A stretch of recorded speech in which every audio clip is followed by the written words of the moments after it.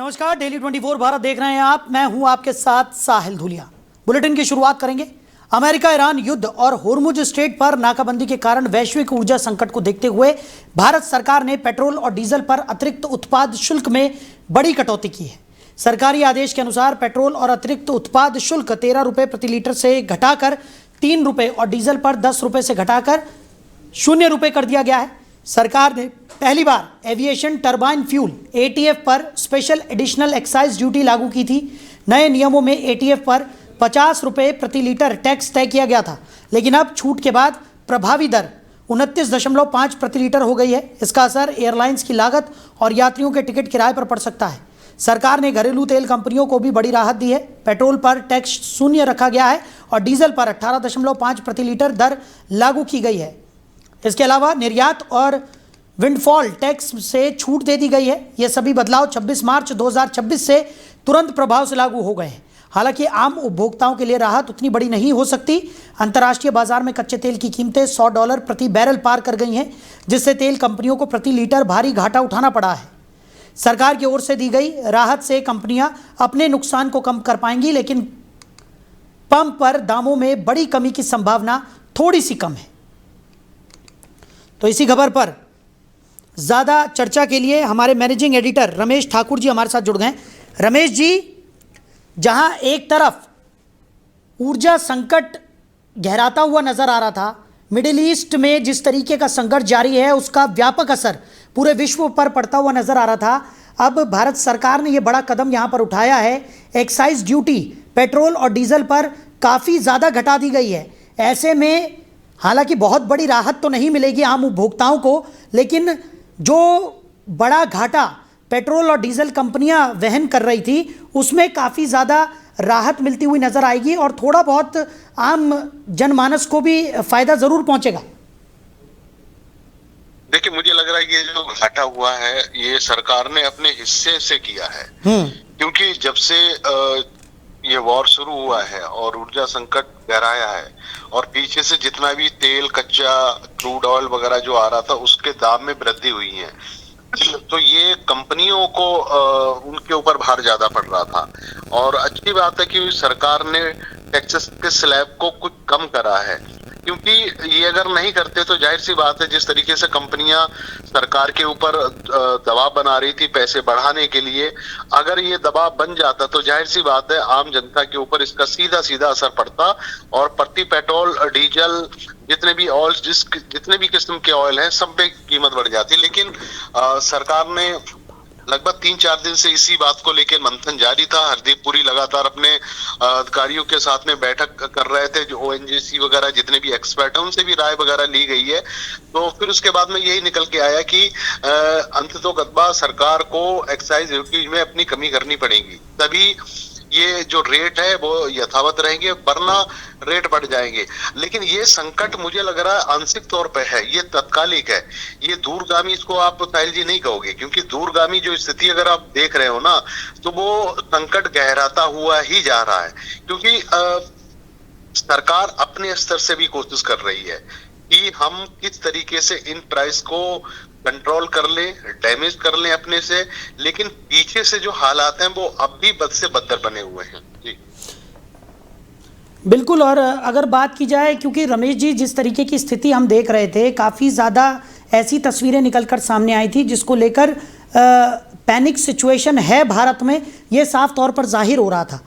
अब जिस तरीके से ये बड़ी राहत यहाँ पर दी गई है उससे क्या उस सिचुएशन को हैंडल करने में थोड़ी बहुत मदद यहाँ पर मिलेगी, जिस तरीके की स्थितियाँ बनी हुई थी? क्योंकि हमने देखा कि ऊर्जा संकट के मद्देनज़र कई जगहों पर ऐसा प्रतीत होने लगा था कि गैस की किल्लत हो रही है, पेट्रोल डीजल मिलने में दिक्कतें सामने आएंगी और इस वजह से लोग पेट्रोल पंप का रुख करने लगे थे और बहुत बड़ी संख्या में लोग पेट्रोल पंप के बाहर एकत्रित होते हुए नजर आ रहे थे। बड़ी भीड़ वहां पर देखने को मिल रही थी।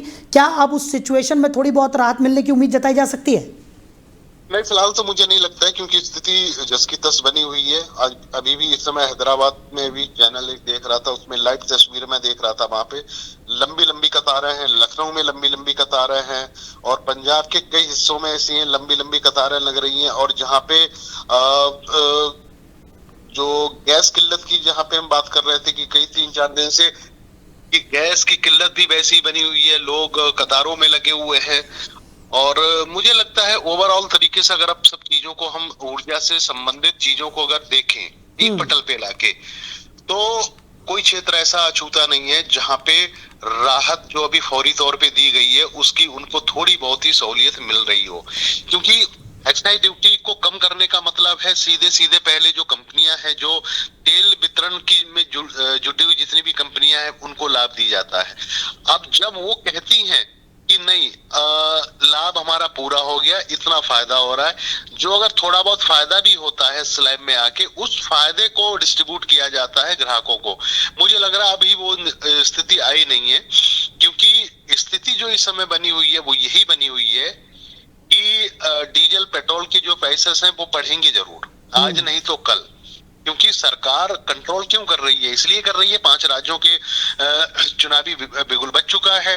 अगर ऐसे में अगर इन चीजों पे जो रोजमर्रा की जो चीजें हैं, अब तेल, डीजल, गैस, ये रोजमर्रा की चीजें हैं, इसके बिना आदमी के जो पैर हैं वो रुक जाएंगे, वो चल नहीं पाएंगे। वो गाड़ियों से जाता है, वो पब्लिक ट्रांसपोर्ट से जाता है। ये सब चीजों को जोड़ते हुए सरकार ने जब अपने से मंथन करा, एनालिसिस करा, तो उनको ये लगा कि ये स्थिति इस समय इन चीजों पे तेल वृद्धि करने की है नहीं। अगर वृद्धि करेंगे तो चुनावी माहौल है उनके खिलाफ चला जाएगा, और जो आने वाला जो रिजल्ट है वो उनके मन में जो है उससे विपरीत हो सकता है। जी चलिए रमेश जी, हमारे साथ जुड़ने के लिए, इन तमाम चर्चाओं के लिए आपका बहुत शुक्रिया।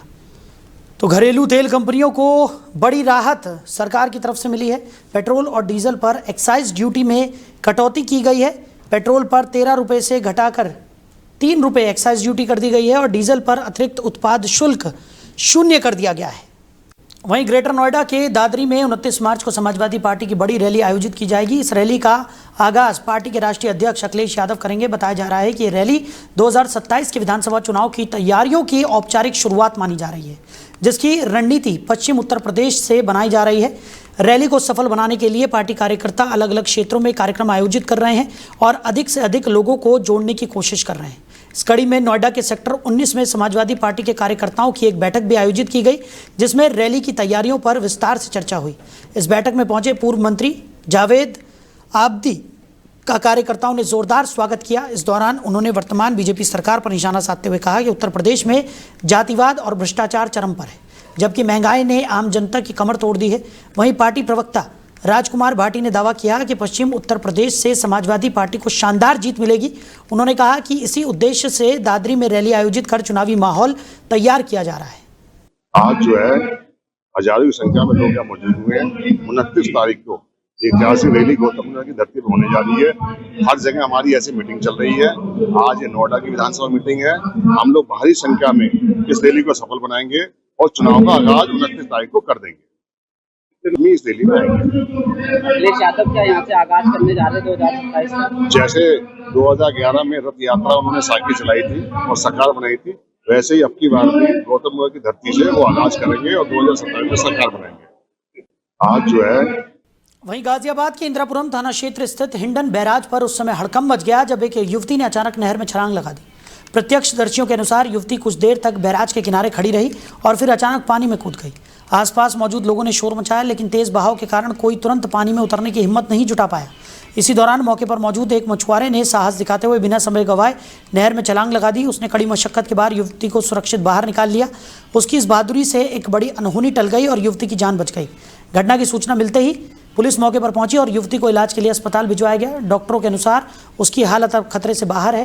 फिलहाल युवती ने ये कदम क्यों उठाया, इसकी वजह साफ नहीं हो पाई है।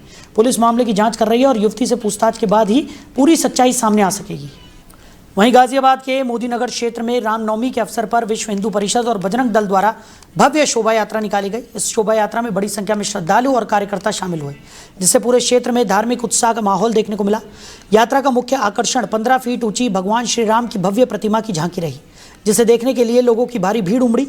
इसके अलावा नासिक ढोल, दिल्ली की सांस्कृतिक झांकियां, संतों का विशेष रथ और विभिन्न धार्मिक प्रस्तुतियों ने माहौल को भक्तिमय बना दिया। शोभा यात्रा की खास बात यह रही कि इसमें अयोध्या धाम से लाई गई ज्योति भी शामिल की गई।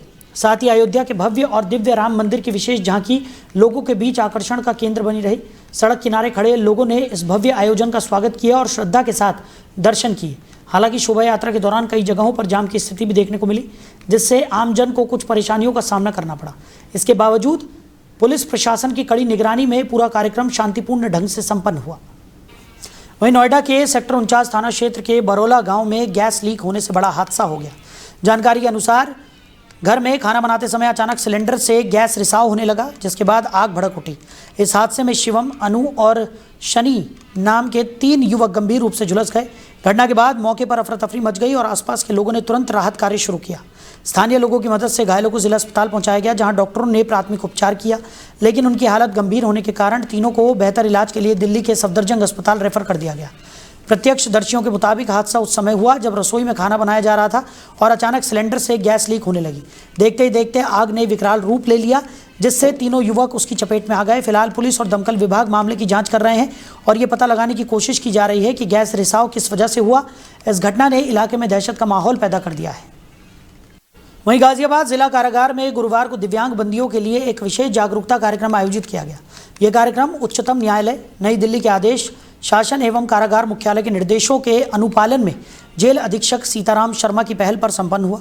कार्यक्रम में जिला दिव्यांगजन सशक्तिकरण अधिकारी अंशुल चौहान ने कारागार में निरुद्ध 16 दिव्यांग बंदियों को सरकार द्वारा संचालित विभिन्न योजनाओं और सुविधाओं की विस्तृत जानकारी दी। उन्होंने कृत्रिम अंग, कैलिपर्स, व्हीलचेयर, ट्राईसाइकिल, श्रवण यंत्र, दिव्यांग पेंशन, दिव्यांग विवाह सहायता और UDID कार्ड जैसी योजनाओं के बारे में विस्तार से बताया। इस दौरान दिव्यांग बंदियों को व्हीलचेयर और बैसाखियां भी वितरित की गई, जिससे उनकी दैनिक जीवन की कठिनाइयों को कम करने में मदद मिलेगी। इस पहल को बंदियों के पुनर्वास और सशक्तिकरण की दिशा में एक महत्वपूर्ण कदम माना जा रहा है। कार्यक्रम में जेलर के दीक्षित, चिकित्सा अधिकारी M.K. Tomar, deputy jailer Arvind Kumar, BN Pandey और फार्मासिस्ट राजेश त्रिपाठी सहित अन्य अधिकारी भी मौजूद रहे। वहीं ग्रेटर नोएडा में मोमोज खाने से लगभग 1 दर्जन लोग बीमार हो गए। जानकारी के अनुसार 2 अलग अलग परिवारों के सदस्य दादरी नगर के तहसील के पास स्थित एक मोमोज की दुकान से मोमोज खरीदकर खा रहे थे, जिसके तुरंत बाद उनकी तबीयत बिगड़ गई। बीमार होने वालों में काफ़ी ज़्यादा परेशानियां सामने आई हैं और सभी को तुरंत दादरी के सरकारी अस्पताल में भर्ती कराया गया, जहां उनका इलाज जारी है। डॉक्टरों ने बताया कि खाद्य विषाक्तता की संभावना को देखते हुए मरीजों का स्वास्थ्य परीक्षण किया जा रहा है और उनकी हालत पर लगातार नजर रखी जा रही है। मौके पर स्वास्थ्य विभाग की टीम भी पहुंची और मोमोज की दुकान से नमूने लेकर जांच के लिए भेज दिए गए। प्रशासन ने यह आश्वासन दिया कि जांच पूरी होने तक दुकान पर स्वास्थ्य नियमों का पालन सुनिश्चित किया जाएगा और किसी भी तरह की लापरवाही बर्दाश्त नहीं की जाएगी। घटना ने इलाके में खाद्य सुरक्षा के महत्व को फिर से उजागर कर दिया है। स्वास्थ्य विभाग ने नागरिकों से अपील की है कि केवल स्वच्छ और मानक के अनुसार खाद्य सामग्री ही खरीदें और अगर किसी को इस तरह की समस्या हो तो तुरंत डॉक्टर से संपर्क करें। मेरी सिस्टर वगैरह आई हुई थी और मेरे बच्चे थे, तो वो जाके मोमोज ले आए। रामपुर के सामने एक मोमोज की दुकान है, वहाँ से मोमोज वगैरह ले आए। उन्हें लाने के बाद जब से उन्होंने खाए हैं, उनको लूज मोशन है और उनके पेट में दर्द है और बुखार, फीवर हो रहा है। आप कहाँ दिखाई हैं आपने? मैं यहाँ सरकारी हॉस्पिटल में लाया हूँ और यहाँ शिकायत की दिया मैंने। किसके खिलाफ शिकायत की आपने? शिकायत मैंने मोमोज वाले के खिलाफ। अच्छा, अब कैसी तबीयत है? तबीयत अभी सुधार नहीं है। टोटल परिवार के लोग कितने हैं आपके? मिला जुला के 10 लोग हैं मेरे। मैं सरकारी हॉस्पिटल में आया हूँ। मेरे परसों रात से पेट में दर्द, बुखार, उल्टी, दस्त हो रहा है। अच्छा, क्या खाया था आपने? मोमोज खाए थे। अच्छा, और भी पेशेंट आए मोमोज से? क्या उसी जगह से लिए थे आपने भी? हाँ। तो डॉक्टर साहब क्या बता रहे थे? वही बता रहे हैं। आप कैसी तबीयत है? अभी तो आराम नहीं है।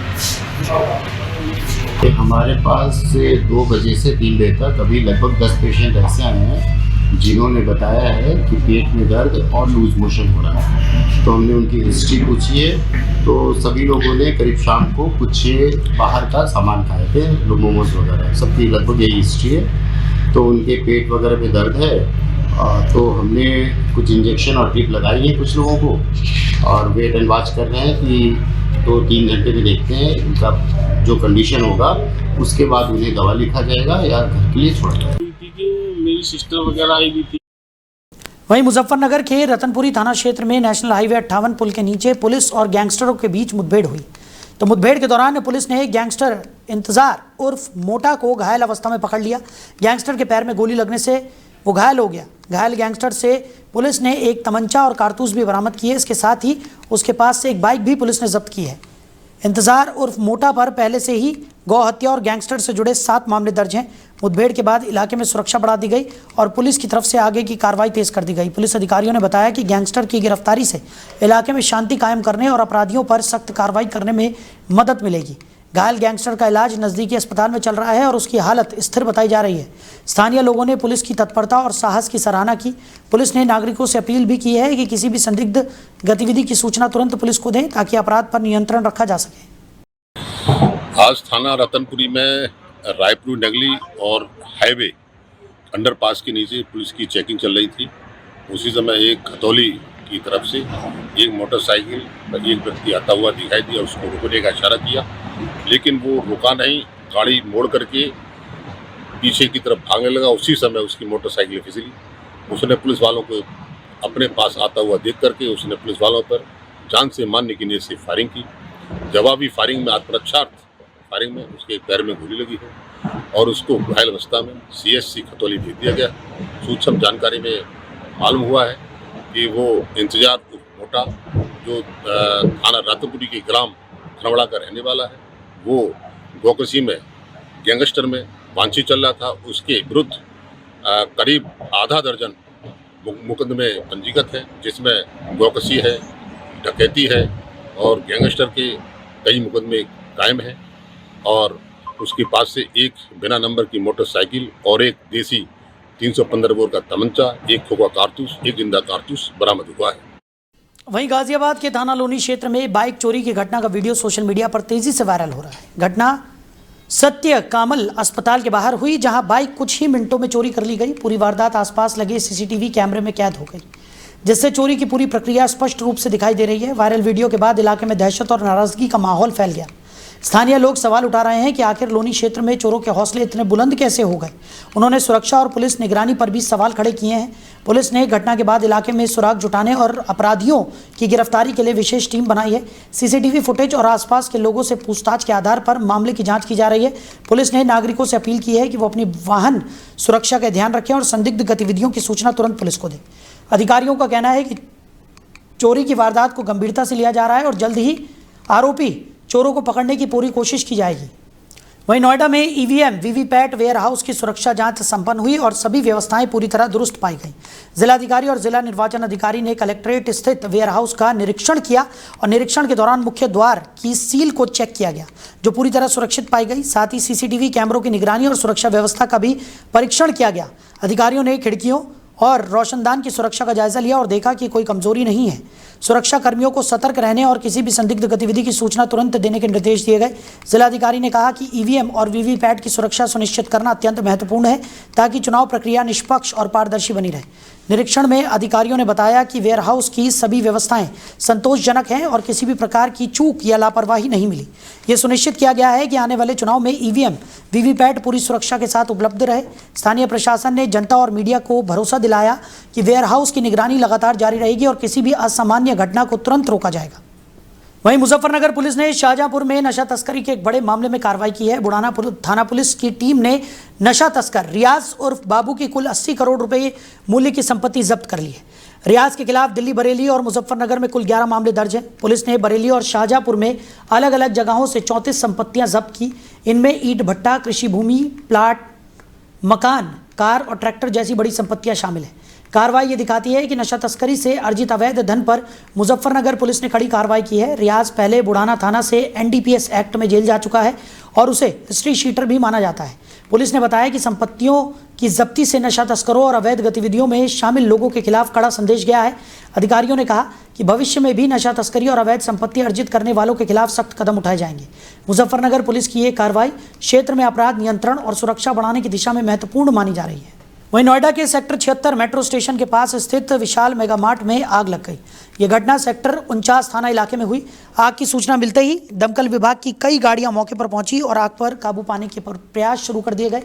दमकल विभाग की लगभग 15 गाड़ियों की मदद से आग पर काफ़ी देर की मशक्कत के बाद काबू पाया गया। हालांकि आग ने पूरी बिल्डिंग को अपनी चपेट में ले लिया और वो पूरी तरह जलकर राख हो गई। आग लगने के कारणों का अभी तक स्पष्ट पता नहीं चल पाया है।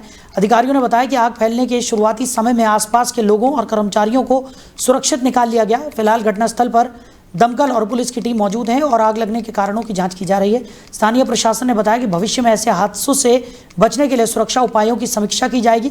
आसपास के नागरिकों और व्यापारियों से भी अपील की गई है कि आग सुरक्षा नियमों का पालन करें और किसी भी आकस्मिक स्थिति में तुरंत अधिकारियों को सूचित करें। वहीं गाजियाबाद के वेव सिटी थाना क्षेत्र में चोरों ने एक मोबाइल शॉप को निशाना बनाया। डासना काठ पुलिस स्थित इस दुकान का शटर देर रात उखाड़कर लाखों रुपए के मोबाइल और अन्य सामान की चोरी कर ली गई। सुबह जब दुकानदार दुकान खोलने पहुंचा तो उसने देखा कि शटर टूटा हुआ था और सामान बिखरा पड़ा था। घटना की सूचना मिलते ही पुलिस मौके पर पहुंची और जांच शुरू कर दी। पुलिस ने आसपास लगे सीसीटीवी कैमरों की फुटेज खंगालनी शुरू कर दी है ताकि चोरों की पहचान कर उन्हें जल्द गिरफ्तार किया जा सके। पुलिस अधिकारियों ने बताया कि चोरी की वारदात में दुकान का ताला तोड़ा गया और ये पेशेवर चोरों की तरफ से की गई कार्रवाई प्रतीत होती है। उन्होंने स्थानीय व्यापारियों और नागरिकों से अपील की है कि संदिग्ध गतिविधियों की सूचना तुरंत पुलिस को दे। ये वारदात इलाके में सुरक्षा की चुनौती को फिर से उजागर करती है। पुलिस लगातार गश्त बढ़ा रही है और इलाके में सुरक्षा कड़ी कर रही है ताकि भविष्य में इस तरह की घटनाओं को रोका जा सके। दुकानदारों को भी सतर्क रहने और सुरक्षा उपायों का पालन करने की सलाह दी गई है। वहीं मुजफ्फरनगर में डेली 24 भारत की खबर का बड़ा असर देखने को मिला है जब थाना मंसूरपुर पुलिस ने दबंग युवकों के खिलाफ कार्रवाई की। मामला तब सामने आया जब कुछ दबंग युवकों ने एक युवक को पीटने की कोशिश की। घटना की जानकारी डेली 24 भारत ने प्रमुखता से प्रकाशित की, जिससे स्थानीय प्रशासन और पुलिस पर कार्रवाई का दबाव बढ़ा। पुलिस ने मामले की गंभीरता को देखते हुए तुरंत जांच शुरू की और 3 आरोपियों को गिरफ्तार किया। गिरफ्तार आरोपियों की पहचान कैफ, सोहेल और सलमान के रूप में हुई है। अधिकारियों ने बताया कि गिरफ्तार आरोपियों पर कार्रवाई करते हुए उन्हें कानूनी प्रक्रिया के तहत जेल भेजा गया है। थाना मंसूरपुर अंतर्गत ग्राम सराय रसूलपुर से में एक व्यक्ति को 3-4 व्यक्तियों द्वारा पीटते हुए एक वीडियो वायरल हुआ था। इस वीडियो वायरल का संज्ञान तत्काल लेते हुए वादी की तरफ से सुसंगत धाराओं में तहरीर प्राप्त करके अभियोग पंजीकृत कर दिया गया है और इन अभियुक्तों की गिरफ्तारी का प्रयास चल रहा है। थाना मंसूरपुर अंतर्गत ग्राम। तो फिलहाल इस बुलेटिन में मेरे साथ इतना ही। आप बने रहिए। नमस्कार।